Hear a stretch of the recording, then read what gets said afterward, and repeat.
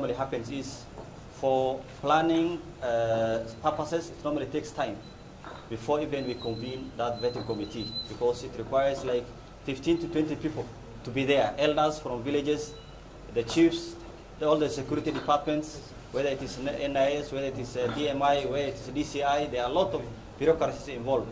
And normally it takes 3 or to 6 months for one to acquire ID card in areas where we had vetting areas, especially in Odisha. Unlike other zones, because I served other areas, it normally takes like a week or maximum 2 weeks for one to acquire ID card. And when I was serving in those regions, a person comes and brings either a father or a mother, one of the ID cards to show that he's a Kenyan, and comes with a birth certificate. And we used to issue them. And we are the same people, we are all Kenyans.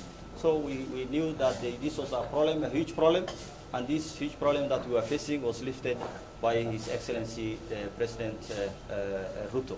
We appreciate his work, and we want to inform the other Kenyans that Kenya is one. Kenya is one.